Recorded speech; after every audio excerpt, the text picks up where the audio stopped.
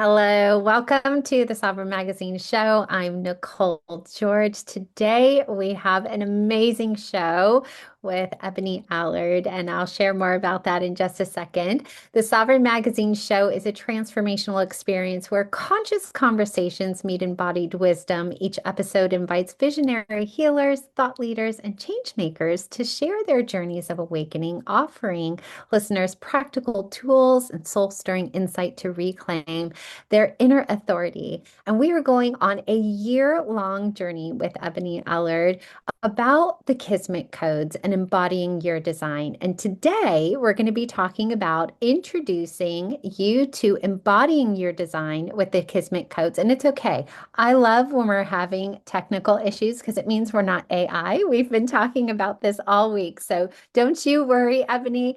I have been embracing all of these flaws, if you will, because that means we're not AI. We're real people, and people will know that. So please introduce yourself and share a little bit more about how the Kismet codes flowed through you. Thank you. Did just have a ring light coming towards me, and I thought it was going to land on me, but I think I have stopped it in its tracks. So I am one of those rare people who has been self-employed my whole life. I have been a freelancer, a business owner, an entrepreneur, and everything in between because, well, we can go into the kind of the behind the scenes why, the soul contract why, but the growing up why was because I was completely unemployable. And I learned very, very young that people don't like it when you are very, very young and tell them how they can do their jobs better. And so I left employment before I'd even really started and have always worked for myself, and it's moved and evolved. And there's always been this really deep drive within me to create, to share, to hear people's stories, to help them fall in love with themselves, to understand through their stories just how fascinating they are and how, you know, even as a really, really young person, I had a kind of expression, if you like, a good day is a good day and a bad day is a good story. And this is, as I much later discovered, such a huge part of my design. So I've always been a seeker. I've always been into personal development way before anybody else was. I grew up in a household that was so ahead of its time. And now, and we can come back to this at another time, but now I know my IC, which is our roots, our family, where we came from, is in Aries, which is ahead of its time, pioneering, you know, all of those things. And my parents were into astrology. My mum had studied with Osho. There were conversations about spiritual bypassing around the table when I was in primary school. And so this work, this stuff is in my blood and in my bones and in my ancestry. And I have, yeah, 45 years worth of living and breathing it. And when I was much younger, it wasn't cool, it wasn't interesting, it made me really weird. There was a lot of this stuff that was misunderstood and really not associated with science and not associated with anything credible. And allowing myself to hold fast on what I knew to be true and to not hold the wounds of being misunderstood has been a part of embodying my design. And at some point on this journey of being a coach and being a supporter and being someone who pulls threads out of other people and reflects back and helps them see who they truly are, I would get called Ebony Alchemy. Oh, you're such an alchemist. You shift and change no matter what gets thrown at you. You can always see another perspective and you can always shift that and find your way through. And so I started to get known as Ebony Alchemy. And a few years ago, after many, many different iterations of business and life and creation, I started learning more about how human design, the gene keys, astrology, the chakras, embodiment, all of these pieces fit together and how they really are the same language. But at that particular time, I was studying both parts of the Kabbalah and my Jewish ancestry and um, Ashkenazi herbalism and like all of these different things, all of these many threads that had captured my attention. And I was also studying human design and the gene key gates, and they originally come from the I Ching and the hexagram. And there's a lot of information. There are 64 codes, and I am really good with stories and not great necessarily with details or with facts or with memorizing things. And so I thought, how am I ever going to learn these codes? They seem really important. They've got my attention. I'm really interested in them. And I also see that these 64 codes, they were in the I Ching, which is the oldest book known to man. These are stories that we have shared forever. I want to understand them. I want to learn how to weave them into my work. And then I realized that they link to the 64 codes of DNA. And so I was like, even more like, I really want to learn these codes. I want them to be in me, not something I have to look up every time. I want to understand their essence. And so I started contemplating them. I started meeting them in the same way I learned astrology with Virginia Rosenberg, who I adore. And her version of astrology is evolutionary, and it's really about converging or meeting each planet, each archetype. And, we get that when we draw the symbols out, we feel their essence and we can meet the essence. And so I was like, right, okay, I'm going to sit with the essence of all of these codes and start to understand them. And as I did, I felt I wanted to draw them because that's how I do anything. Until it goes through my pen, until it moves through my body, I haven't really got it. And so I started to draw them. And I created these cards, which are called the Kismet Code cards, because I didn't want to use anybody else's language for them. And I wanted to include numerology and astrology and frequency and all of the threads that I have within me in them. But I wanted to make them accessible for everybody and to really hold their essence, and for you to be able to understand them on a visual way as well as a story way, all of these things. And so I started doing it for myself. And the group I was in studying at the time, as I shared them while I was talking about them, said, "Oh, we want these. Please, please, can you make them? Make them so that we can have them." And so I responded, manifesting generator, in case you haven't figured that out. And I created a Kickstarter, and it was 2 years ago in February, and we made £11,000 in 2 weeks, and within that was like February, and I had my launch party with them in my hands in May, and though that's the story of the Kismet Code. And for me, the difference between Kismet is an old Jewish word, actually, or old original language word.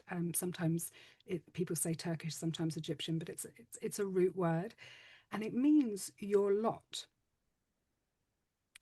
in life. And so it's become known as your destiny, because what you do with your lot in life is either fate or destiny, depending on how you work with it. And so for me, the idea that these codes have a shadow, which I refer to as the seed, and a gift, which is the bloom, and then a fruit, which is the highest, or I should say the city, the highest expression, which is the fruit, this thing that drops. And so there's a highest potential, but not all seeds become blooms and not all blooms fruit. And so this is where we start to talk about destiny and fate and free will, and all of these beautiful concepts come up. And for me, the idea is always, I want everyone to reclaim their full range and become full of themselves, and to honor their incarnation intentions. And our incarnation intentions are to have a physical and emotional experience and express that for the highest and greatest good of all, because when we look at art or when we hear people talk, we have a reaction or a response, and that impacts us in some way, and then we carry on. And that is the point. When people say, what's the purpose? What's my purpose of living? It is to live, it's to enjoy and have an experience in a physical body and have an emotional experience, because we couldn't do that without our physical form. And then to share that with each other. And yeah, that people like to complicate it, and it's really not that complicated. Yeah. I think it's complicated. There's so many moving pieces to it that that's why I love having you around and I enjoy coming on your monthly calls because if anybody is interested, join Ebonie's private community, the Maven Haven. She has a free monthly call and she just breaks everything down into bite-sized pieces so that people like me can digest it because for me it is so overwhelming and you have to tell me the same thing over and over and over again and someday I will get that concept. But I do want to create some foundational things for people because I want to know if we use the language interchangeably or if they're separate things so that we are all clear on the show when we're talking about certain things. So we have Kismet codes, we have human design, we have gene keys, we have astrology, and we have soul contracts. Which ones are kind of interchangeable or which ones are their own things? Okay. So ultimately, we all have a soul contract or soul contracts. And those soul contracts were pre incarnation when we were all one. It's such a difficult thing to explain, right? There's this Hmm. concept of collective consciousness, which most people get a kind of understanding of. So before we individuated into a physical form, we were part of the collective consciousness and we were energy. And at the moment of your inception and the moment that you were, well, not inception, but the moment of your birth, you transformed from energy into matter. And it's that particular moment that comes out as your birth date.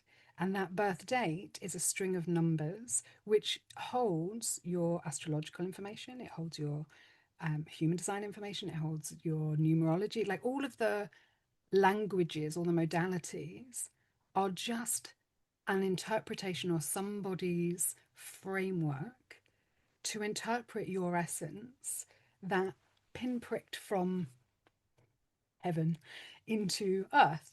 And so astrology is the language of correspondence between earth and sky. And then human design is, and astrology has been around since Alexandria, like a long, long time.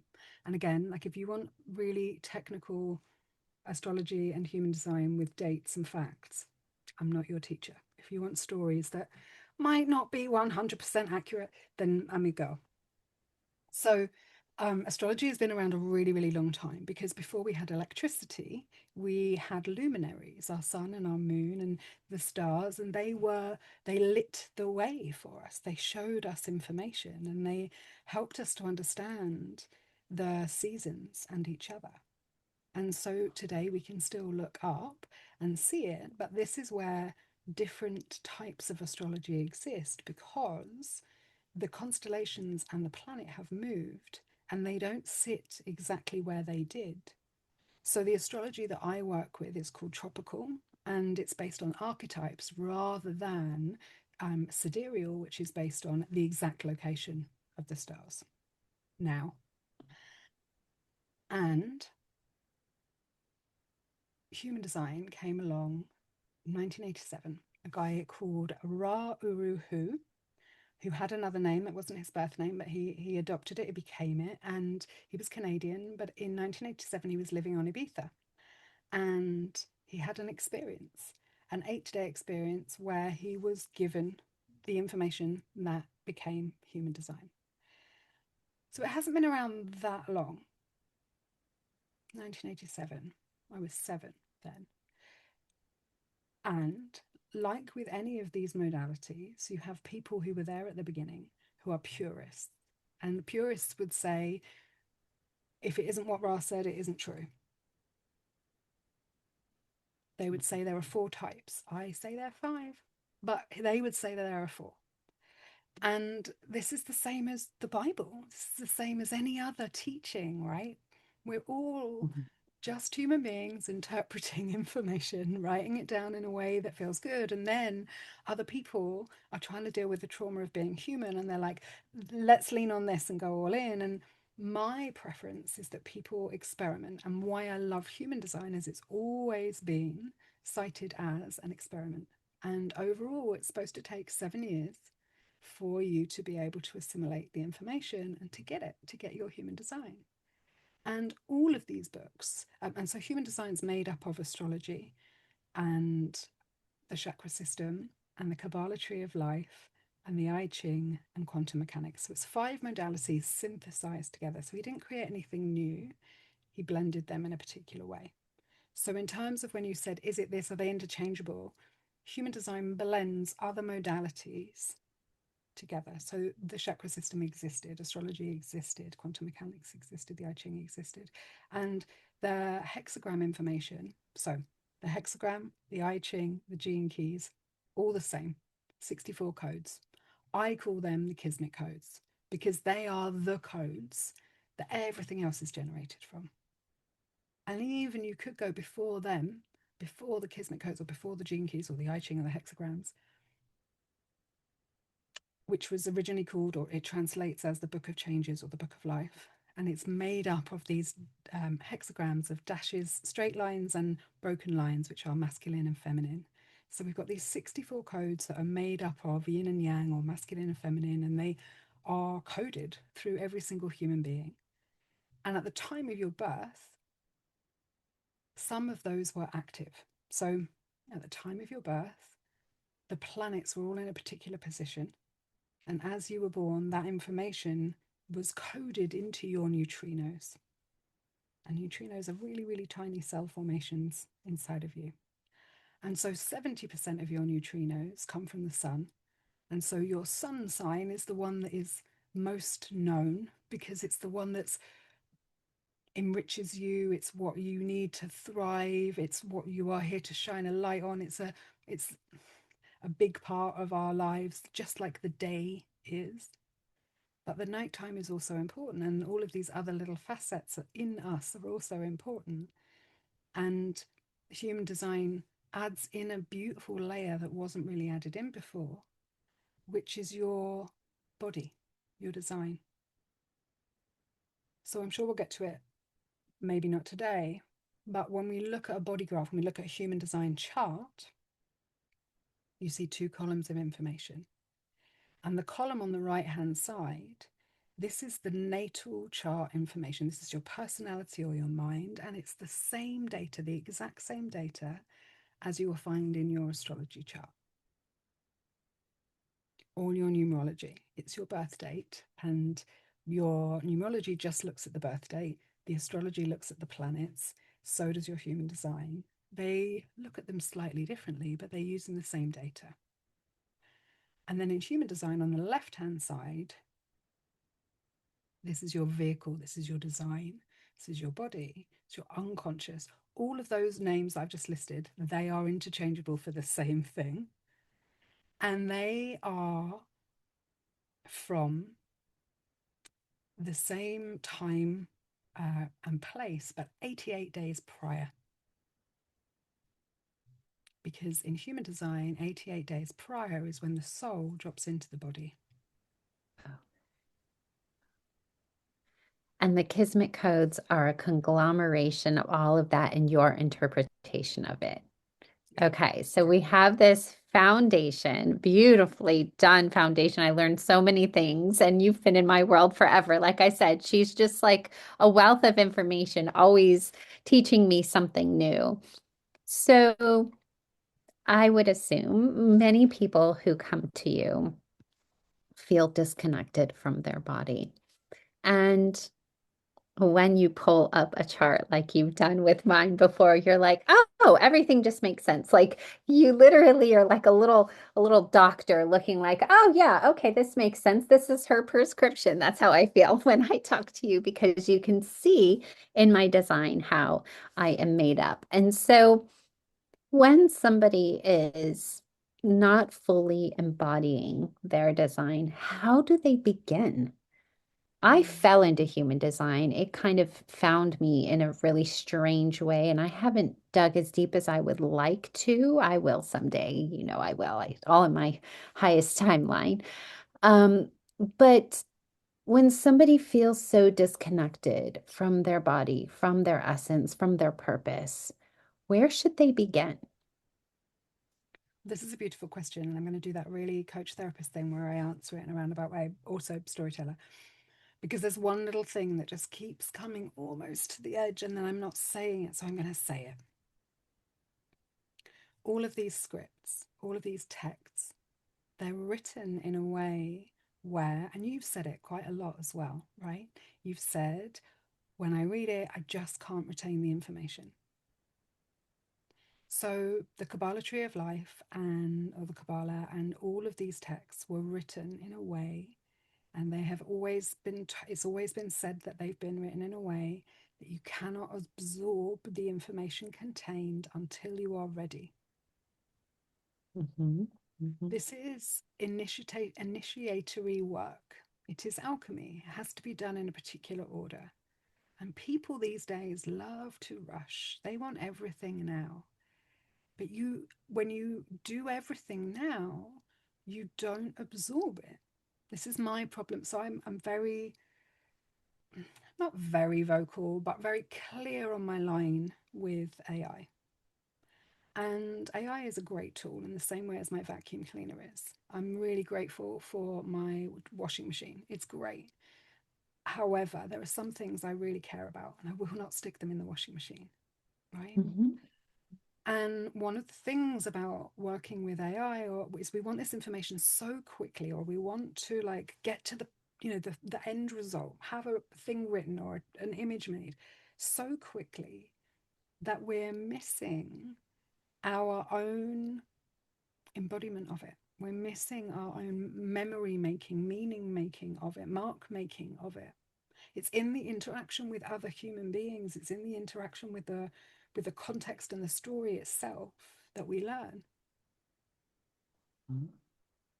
And if we don't do that, if we're not engaging with it, if we're just getting another report or another download or another test or another thing, it's a dopamine hit and it feels good very quickly. It feels like sugar, but it's not nutritious. It isn't actually serving you. It isn't changing you on a cellular level. And so, my work isn't for everyone. And I do this really tricksy thing, which is that I make it feel playful and I make it feel light. And it is just stories and just a conversation. But what's happening underneath is embodiment and healing and assimilation and alchemy. And I have been told this all my life in every area, that I help people to eat their vegetables without knowing they're eating vegetables. I like. So you asked me, repeat, can you remember what the essence of the question was? Because I wanted to get that in before I answered it. No. Uh, we've gone so I think if somebody's feeling disconnected, Yeah, great. Thank right? you. That was it. So, Okay. all of that is important because if you're feeling disconnected, you want the answer. And that's what happens, right? You're like, I want the answer, but you won't absorb it until you're ready to absorb it. That's where I was Mm. going with that. Thank you. That's really helpful. And Mhm. so there is a hierarchy of these things, and anyone who teaches human design and what I teach and what I share is a mixture of all these different things. And I'm not necessarily, this is why people always find it really difficult to be like, oh, I need a human design expert, or I need a Gene Keys expert, or I need an astrologer. And then they're like, oh, you're too many things. And so I was talking about that with somebody the other day, and it's like, I the difference and the thing that's really important to me is this embodiment piece. It is really about embodying it. So you will hear everybody say strategy and authority. Those are the most important things, right? And again, like, what does that mean? Well, it means that the most important thing and the first place to start is with your own experiment around your type and um, how that type is designed to operate and move. And we will do that in our next session together. You're so good at that great transition there. I was like, and on her next show, we're going to be talking about embodying your type and understanding your aura. Oh my gosh. Well, I did design the sessions in order on purpose. And I was like, okay, so what's the next piece that you need? Right. Okay. And so what's the next piece that you need? And Yeah. that, if you want to learn human design and you want to kind of embody your design, come on this journey with us because that's what we're going to do. You're going to get little half an hour snippets where I will wander off and you will laugh and you'll enjoy our conversation and you'll accidentally learn human Yeah. design and about your Kismet codes and your soul contract. I love this so much. And if you're like one of those people like me who are like, I need to know what my human design is, and I need to know what that thing looks like that she was talking about on the left or the right. She has a beautiful free quiz, right? Not quiz, Well, because is it's it? there's no quiz involved, it's data, so it's science, right? So you Yeah. need your birth time, date, and place. And there are people who rectify if you don't know. And if you don't know, because I get asked this so many times, if you don't know, put in midday and then put like 8 a.m., put 8 p.m., see if anything changes. And also trust your body. But there are ways to rectify it, but go and play it. So ebonyallards.com/get-chart. We'll make sure it's somewhere near. And you can get free charts there. And then also I have free foundational reading reports. Now, these are, if you went and booked a reading with somebody else, this is what they would give you as that first level. And I am way too generous and I give it away for free. And people also go in and like, there's too many, pick one. If you're interested in human design, and I would always do human design first because it gives you the overall design. And then the gene keys or the frequency report is going to take you on a journey of your own shadows to light. And the astrology piece brings in houses. And what that does is it talks to different areas of your life and the journey that you're going on in your life around your career, around your relationships, around your body. And so they're all there for you. And we'll come back to it, but I'm just so excited by it because my physical copy arrived today. I have this big, beautiful book. You can get this in physical form in the UK and in the States, and digital form everywhere. And this book is the Everything Soul Contract Cheat Codes Guidebook Part 1 because I really love a succinct title. But this book has got everything that we are talking about in this show in it and spaces for you to write your information in because I'm so bored of people getting reports and then doing nothing with them and not being able to remember. And until you write them down, and that RAS can start doing all the work for you, you're not going to learn it. But if you get a book like this and you put all of your little notes in it and you play along or you work with me or with anybody else around this stuff, there's so many little spaces in here for you to put your little notes and doodle in it. And that is how you will learn and embody it and make it your own. We're going to make sure that link is in the show notes so everybody can receive one. And maybe that is the nudge that I needed to start embodying all of my human design. Okay, so thank you for everyone who has joined us today. If you want to come on this 1 year journey with us, like, share, comment, subscribe so that you can get all of the episodes. We're going to be coming back to be talking about our type and understanding our aura next time with Miss Ebonie. And she's also in our community, community.sovereign-magazine.com. So if you have any questions, you can always pop in there, especially into her free group and talk with her. She's absolutely amazing and a gem for this world. Thank you for being here today, and we'll see you on the next one.